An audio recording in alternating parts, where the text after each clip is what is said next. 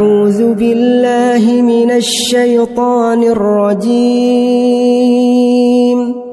بسم الله الرحمن الرحيم. الحمد لله الذي أنزل على عبده الكتاب ولم يجعل له عوجا قيما لينذر بأسا شديدا من لدنه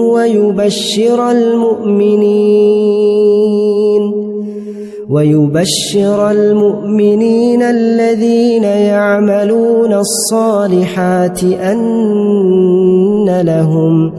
أن لهم أجرا حسنا ماكثين فيه أبدا وينذر الذين قالوا اتخذ الله ولدا ما لهم به من علم ولا لآبائهم كبرت كلمة تخرج من أفواههم إن يقولون إلا كذبا فلعلك باخع نفسك على آثارهم إن لم يؤمنوا بهذا الحديث أسفا إنا جعلنا ما على الأرض زينة لها لنبلوهم أيهم أحسن عملا وإنا لجاعلون ما عليها صعيدا جرزا أم حسبت أن أصحاب الكهف والرقيم كانوا من آياتنا عجبا إذ أوى الفتية إلى الكهف فقالوا ربنا آتنا من لدنك رحمة وهيئ لنا من أمرنا رشدا فضربنا على آذانهم في الكهف سنين عددا ثم بعثناهم لنعلم أي الحزبين أحصى لما لبثوا أمدا نحن نقص عليك نبأهم بالحق إنهم فتية آمنوا بربهم وزدناهم هدى وربطنا على قلوبهم إذ قاموا فقالوا ربنا رب السماوات والأرض لن ندعو من دونه إلها لقد قلنا إذا شططا هؤلاء قومنا اتخذوا من دونه آلهة لولا يأتون عليهم بسلطان بين فمن أظلم ممن افترى على الله كذبا وإذ اعتزلتموهم وما يعبدون إلا الله فأووا إلى الكهف ينشر لكم ربكم من رحمته ويهيئ لكم من أمركم مرفقا وترى الشمس إذا طلعت تزاور عن كهفهم ذات اليمين وإذا غربت تقرضهم ذات الشمال وهم في فجوة منه ذلك من آيات الله من يهد الله فهو المهتد ومن يضلل فلن تجد له وليا مرشدا وتحسبهم أيقاظا وهم رقود ونقلبهم ذات اليمين وذات الشمال وكلبهم باسط ذراعيه بالوصيد لو اطلعت عليهم لوليت منهم فرارا ولملئت منهم رعبا وكذلك بعثناهم ليتساءلوا بينهم قال قائل منهم كم لبثتم قالوا لبثنا يوما أو بعض يوم قالوا ربكم أعلم بما لبثتم فابعثوا أحدكم بورقكم هذه إلى المدينة فلينظر أيها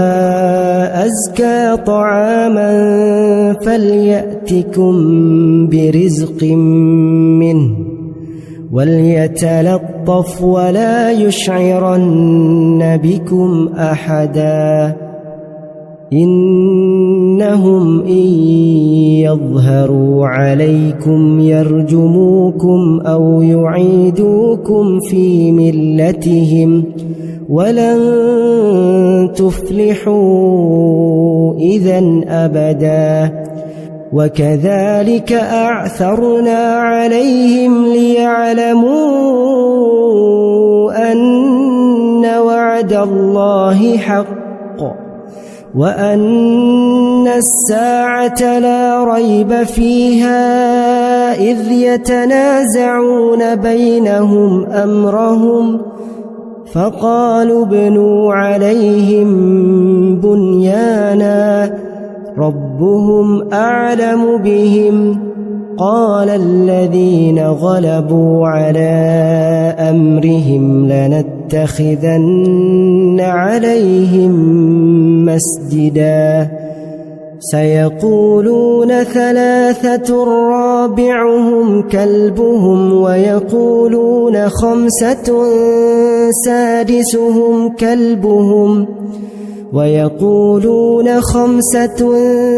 سادسهم كلبهم رجما بالغيب ويقولون 7 وثامنهم كلبهم قل ربي أعلم بعدتهم ما يعلمهم إلا قليل فلا تمار فيهم إلا مراء ظاهرا ولا تستفت فيهم منهم أحدا ولا تقولن لشيء إني فاعل ذلك غدا إلا أن يشاء الله واذكر ربك إذا نسيت وقل عسى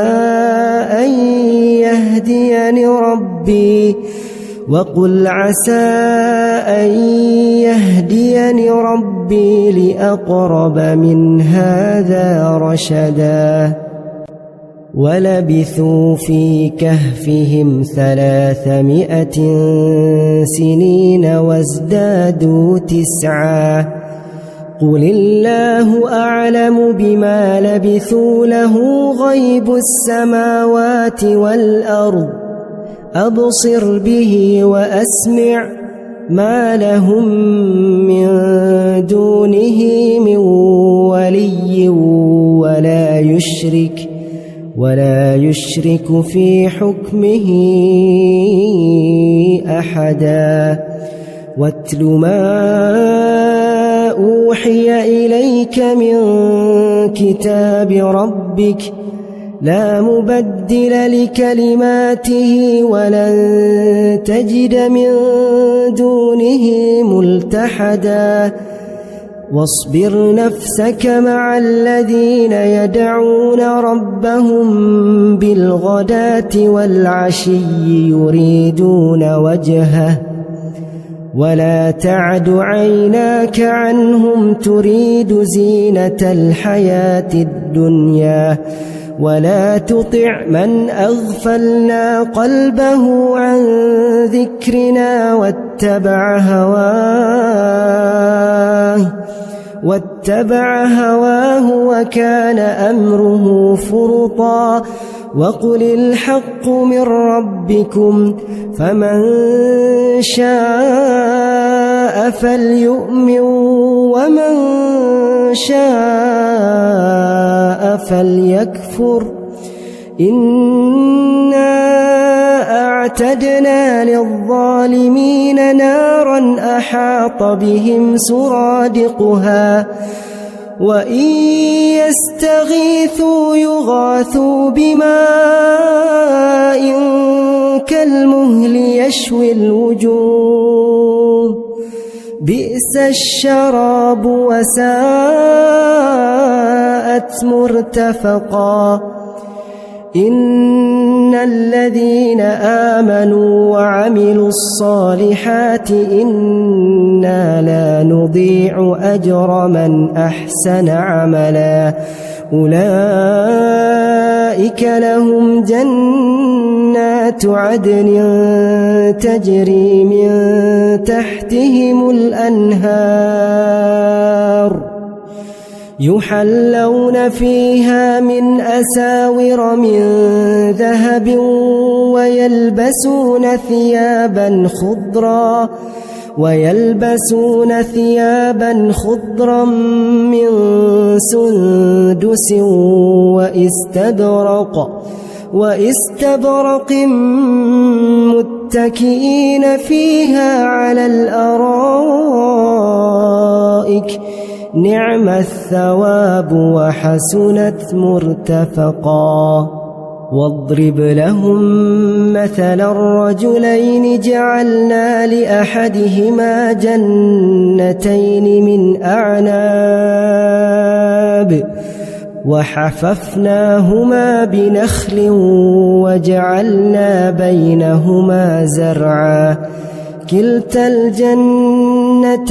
آتت أكلها ولم تظلم منه شيئا وفجرنا خلالهما نهرا وكان له ثمر فقال لصاحبه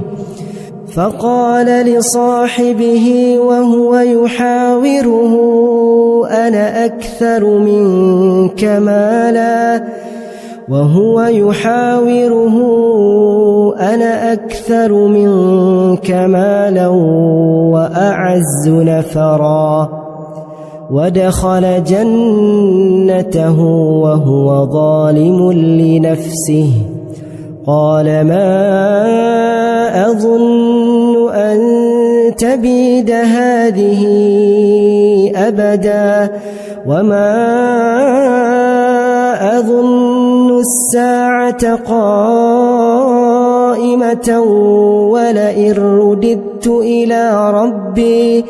ولئن رددت إلى ربي لأجدن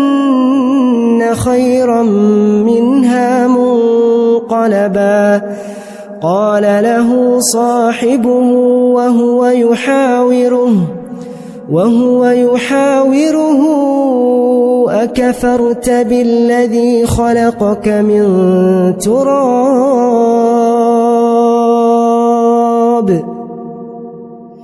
أكفرت بالذي خلقك من تراب ثم من نطفة ثم سواك رجلا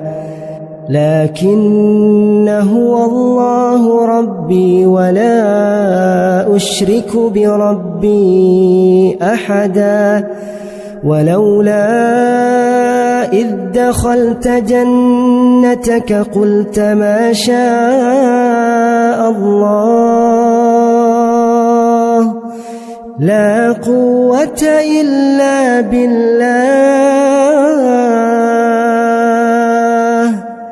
إن ترني أنا أقل منك مالا وولدا فعسى ربي أن يؤتيني خيرا من جنتك ويرسل عليها حسبانا من السماء فتصبح صعيدا زلقا أو يصبح ماؤها غورا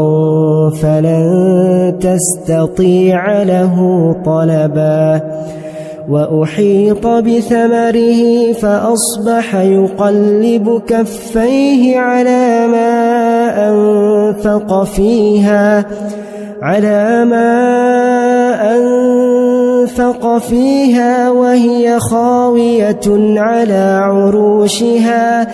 ويقول يا ليتني لم أشرك بربي أحدا ولم تكن له فئة ينصرونه من دون الله وما كان منتصرا هنالك الولاية لله الحق هو خير ثوابا وخير عقبا واضرب لهم مثل الحياة الدنيا كماء إن أنزلناه من السماء فاختلط به نبات الأرض فأصبح هشيما تذروه الرياح وكان الله على كل شيء مقتدرا المال والبنون زينة الحياة الدنيا والباقيات الصالحات خير عند ربك ثوابا وخير أملا ويوم نسير الجبال وترى الأرض بارزة وحشرناهم فلم نغادر منهم أحدا وعرضوا على ربك صفا لقد جئتمونا كما خلقناكم أول مرة بل زعمتم أن لن نجعل لكم موعدا ووضع الكتاب فترى المجرمين مشفقين مما فيه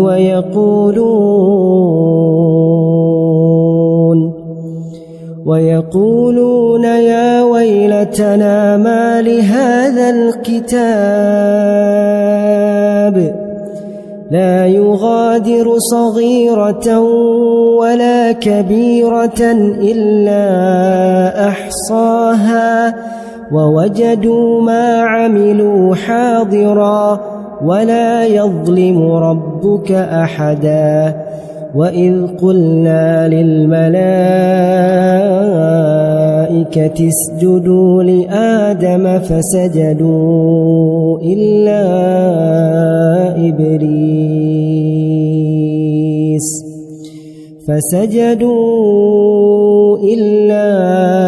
إبليس كان من الجن ففسق عن أمر ربه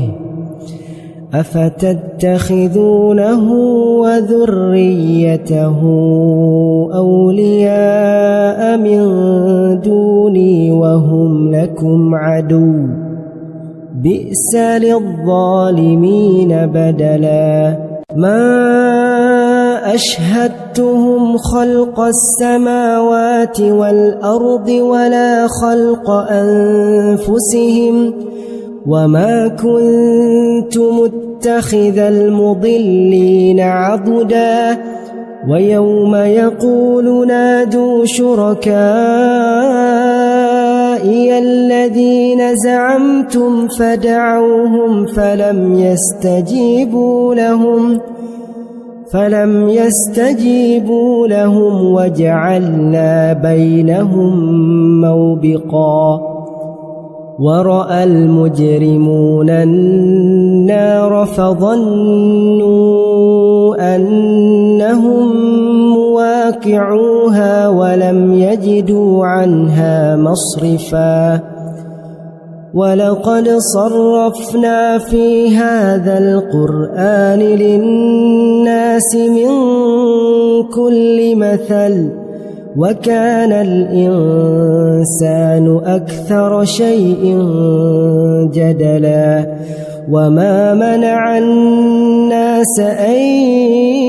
يؤمنوا إذ جاءهم الهدى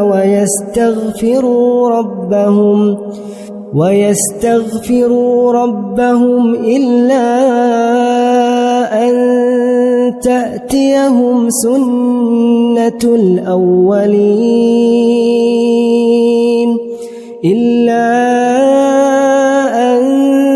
تأتيهم سنة الأولين أو يأتيهم العذاب قبلا وما نرسل المرسلين إلا مبشرين ومنذرين ويجادل الذين كفروا بالباطل ليدحضوا به الحق واتخذوا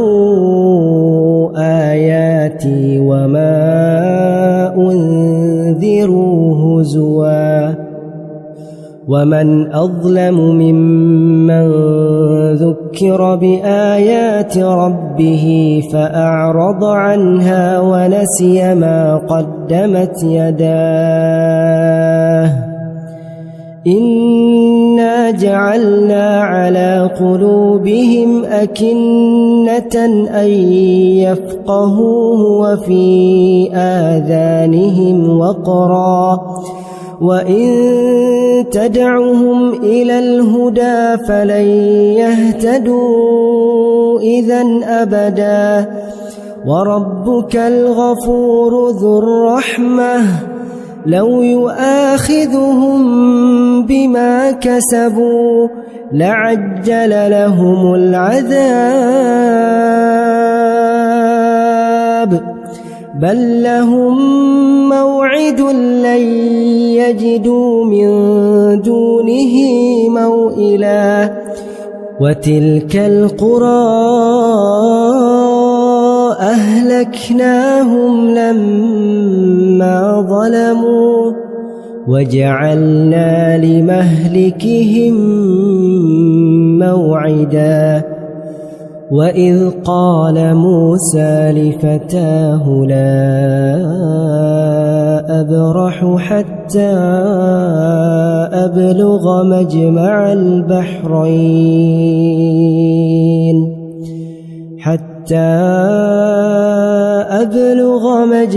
البحرين أو أمضي حقبا فلما بلغا مجمع بينهما نسيا حوتهما فاتخذ سبيله في البحر سربا فلما جاوزا قال لفتاه آتنا غداءنا لقد لقينا من سفرنا هذا نصبا قال أرأيت إذ أوينا إلى الصخرة فإني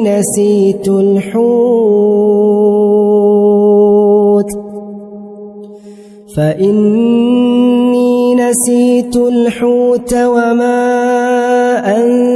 أنسانيه إلا الشيطان أن أذكره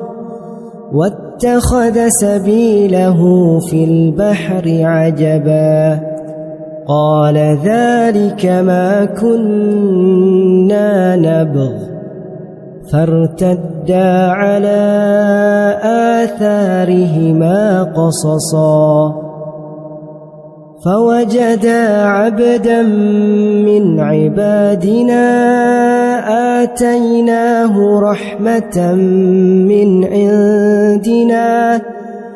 آتيناه رحمة من عندنا وعلمناه من لدنا علما قال له موسى هل أتبعك على أن تعلمني مما علمت رشدا قال إنك لن تستطيع معي صبرا وكيف تصبر على ما لم تحط به خبرا قال ستجدني إن شاء الله صابرا ولا أعصي لك أمرا قال فإن اتبعتني فلا تسألني عن شيء حتى أحدث لك منه ذكرا فانطلقا حتى إذا ركبا في السفينة خرقها قالا خرقتها لتغرق أهلها لقد جئت شيئا إمرا قال ألم أقل إنك لن تستطيع معي صبرا قال لا تؤاخذني بما نسيت ولا ترهقني من أمري عسرا فانطلقا حتى إذا لقيا غلاما فقتله قال أقتلت نفسا زكية بغير نفس لقد جئت شيئا نكرا قال ألم أقل لك إنك لن تستطيع معي صبرا قال إن سألتك عن شيء بعدها فلا تصاحبني قد بلغت من لدني عذرا فانطلقا حتى إذا أتيا أهل قرية استطعما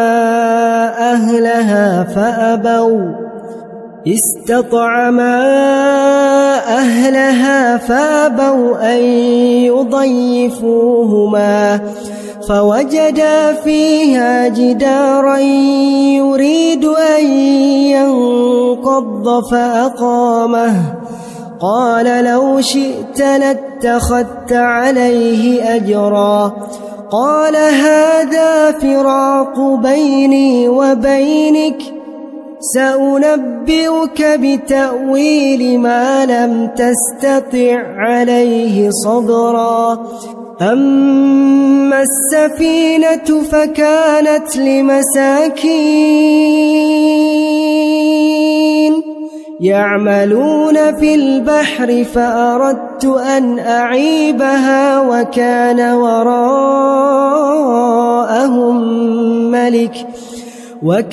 وراءهم ملك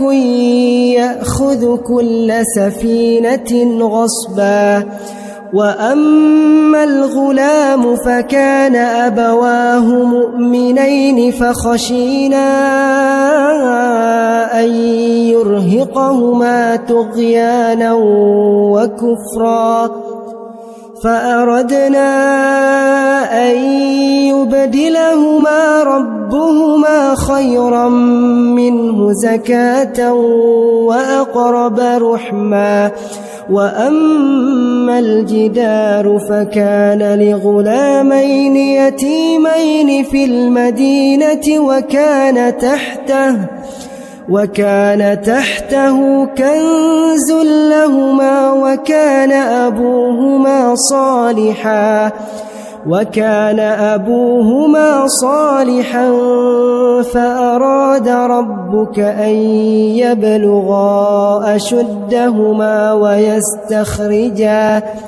ويستخرجا كنزهما رحمة من ربك وما فعلته عن أمري ذلك تأويل ما لم تستع عليه صبرا. ويسألونك عن ذي القرنين قل سأتلو عليكم منه ذكرا. إنا مكنا له في الأرض وآتيناه من كل شيء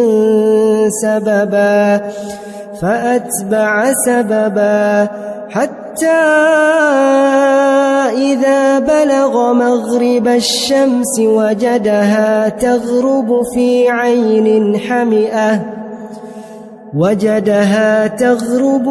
عين حمئة ووجد عندها قوما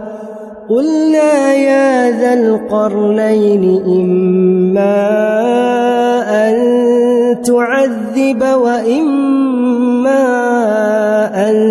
تتخذ فيهم حسنا. قال أما من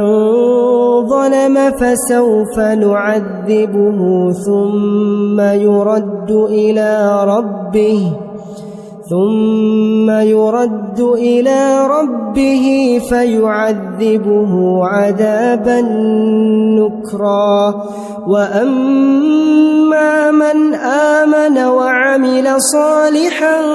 فله جزاء الحسنى وسنقول له من أمرنا يسرا. ثم أتبع سببا حتى إذا بلغ مطلع الشمس وجدها تطلع على قوم لم نجعل لهم من دونها سترا. كذلك وقد أحطنا بما لديه خبرا. ثم أتبع سببا حتى إذا بلغ بين السدين وجد من دونهما قوما لا يكادون يفقهون قولا. قالوا يا ذا القرنين إن يأجوج ومأجوج مفسدون في الأرض فهل نجعل لك خرجا على أن تجعل بيننا وبينهم سدا. قال ما مكني فيه ربي خير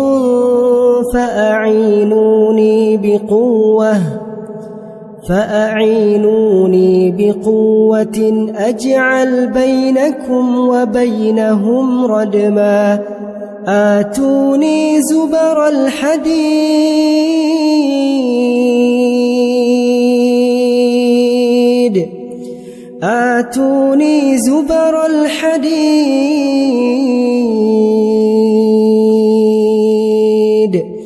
حتى إذا ساوى بين الصدفين قال انفخوا حتى إذا جعله نارا قال آتوني أفرغ عليه قطرا. فما استطاعوا أن يظهروه وما استطاعوا له نقبا قال هذا رحمة من ربي فإذا جاء وعد ربي جعله دكاء وكان وعد ربي حقا وتركنا بعضهم يومئذ يموج في بعض ونفخ في الصور فجمعناهم جمعا وعرضنا جهنم يومئذ للكافرين عرضا الذين كانت أعينهم في غطاء عن ذكري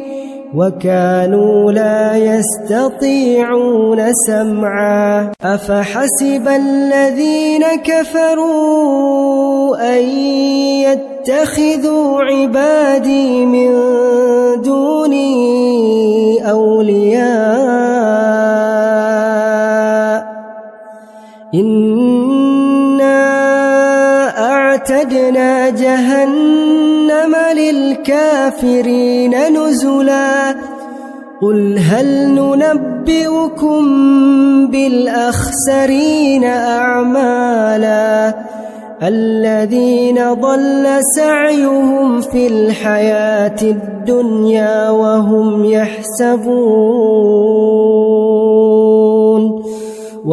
يحسبون أنهم يحسنون صنعا أولئك الذين كفروا بآيات ربهم ولقائه فحبطت أعمالهم فلا نقيم لهم يوم القيامة وزنا ذلك جزاؤهم جهنم بما كفروا واتخذوا آياتي ورسلي هزوا إن الذين آمنوا وعملوا الصالحات كانت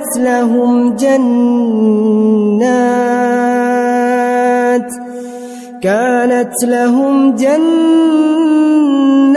الفردوس نزلا خالدين فيها لا يبغون عنها حولا قل لو كان البحر مدادا لكلمات ربي لنفد البحر قبل أن تنفد كلمات ربي ولو جئنا بمثله مددا قل إنما أنا بشر مثلكم يوحى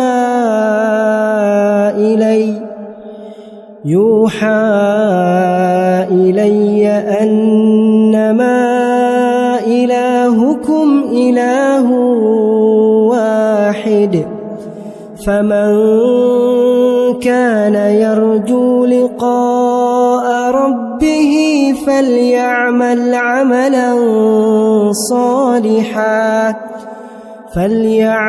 عملا صالحا ولا يشرك بعبادة ربه أحدا.